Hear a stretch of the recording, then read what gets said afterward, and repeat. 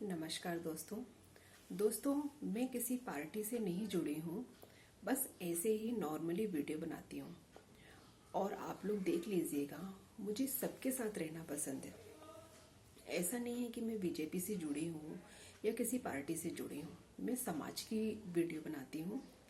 तो दोस्तों, ऐसा है कि कल से मुझे बहुत बेचैनी हो रही थी, और अगर कुछ दिमाग में ऐसा आता है और किसी टॉपिक पे अगर आपको ऐसा लगता है कि आपको वीडियो बनानी चाहिए, तो मैं समझती हूँ कि हमें डिस्कस करना चाहिए।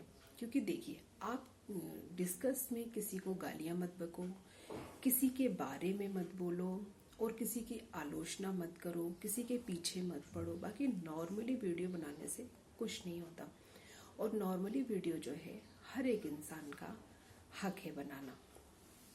तो दोस्तों, ऐसा है कि कल से एक टॉपिक मेरे दिमाग में बार बार आ रहा है, और जब तक मैं उस टॉपिक पर डिस्कस नहीं करूँगी तब तक वो बार बार मेरे दिमाग में घूमता रहेगा। पता नहीं क्यों ऐसा मेरे साथ है प्रॉब्लम।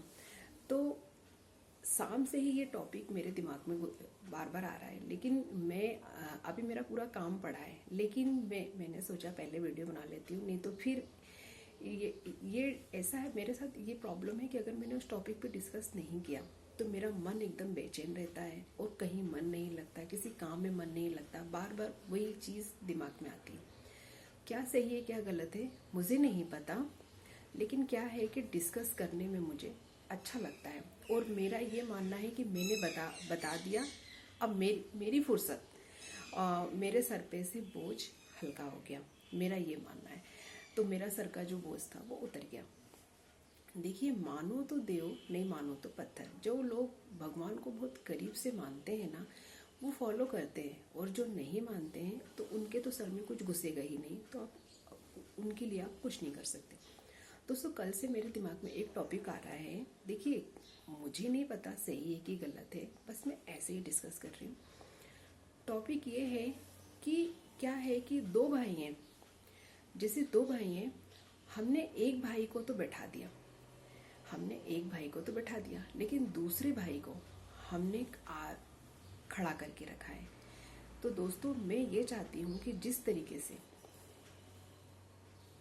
ही भगवान को हमने राज गद्दी पर बैठाई है, उसी तरीके से एम भगवान को भी हम इज्जत के साथ, तरीके से, अच्छे से उनको भी बैठाएं। क्योंकि देखिए, ऐसा है कि सब कुछ ठीक है, लेकिन भगवान का प्रकोप आप नहीं जानते हो। क्या होता है, कई लोगों को सब कुछ मिल जाता है, लेकिन उन्हें भगवान ऐसी शारीरिक बीमारी दे देते हैं कि वो उस चीज़ को खा ही नहीं सकते, उस चीज़ को यूज़ ही नहीं कर सकते। तो हमें अपना, अब क्या हो रहा है कि 70-75 साल के बाद मैं समझती हूँ कि बीमारियाँ घेरती हैं। जैसे हार्ट अटैक की बीमारी, किडनी खराब होने की बीमारी, दुनिया भर की बीमारियां। तो उसमें क्या होता है कि पैसे से आप सब कुछ खरीद सकते हो, लेकिन अपना कर्म, अपनी बीमारी आप नहीं खरीद सकते। तो हमें अब क्या है कि अपने जो कर्म है ना, वो सही रखने पड़ेंगे। तो मेरा ये मानना है, देखिए मेरे दिमाग में आया तो मैंने डिस्कस कर दिया, लेकिन मुझे नहीं पता सही क्या है और गलत क्या है। तो ये है कि हमें, जैसे हमने एक भाई को राजगद्दी पे अच्छे से बैठाया है, उसी तरीके से आप लोग को पता है एक बारीकी चीज़ ये है कि आज भी, अभी भी दूसरा भाई दरवाजे पर खड़ा हुआ है, उसको आपने बैठाया नहीं है। देखिए, हर चीज़ को मजाक में नहीं लिया जाता है।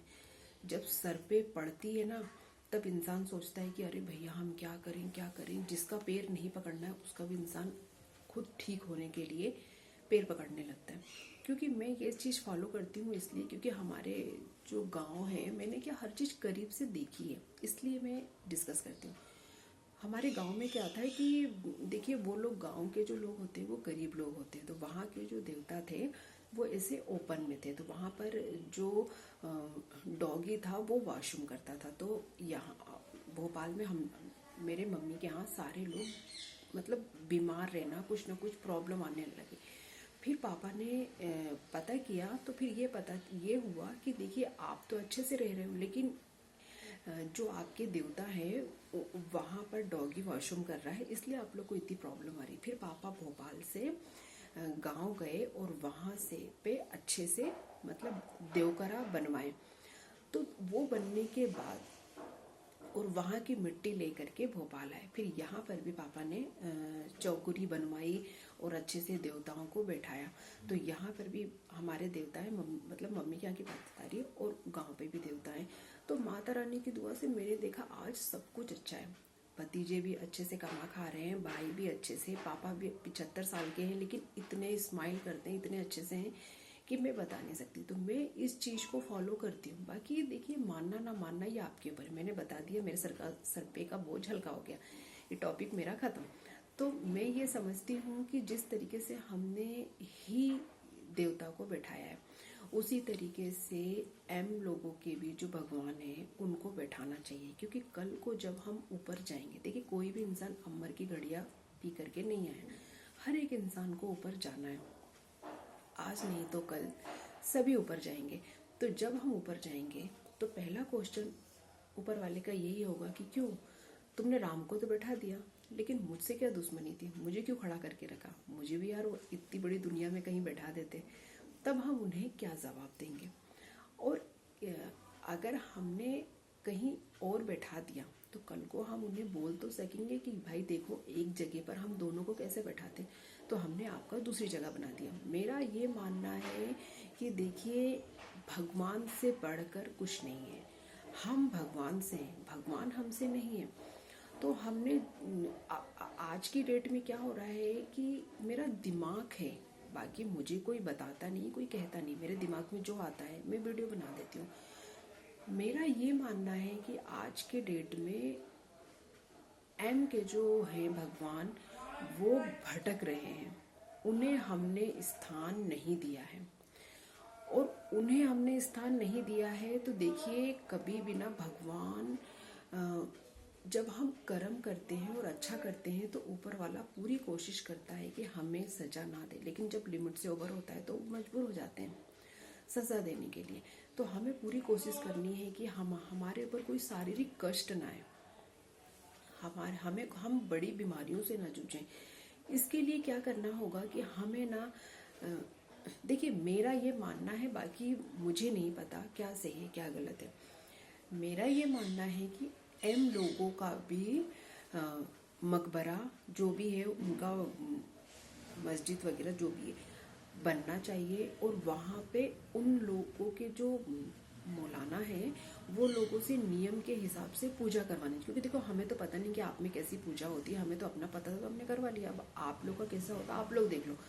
नियम के हिसाब से बकायदा अच्छे से बैठाना चाहिए, पूजा करवाना चाहिए, तब जा कर के तो देखिए हमारे ही में एक शांति आएगी।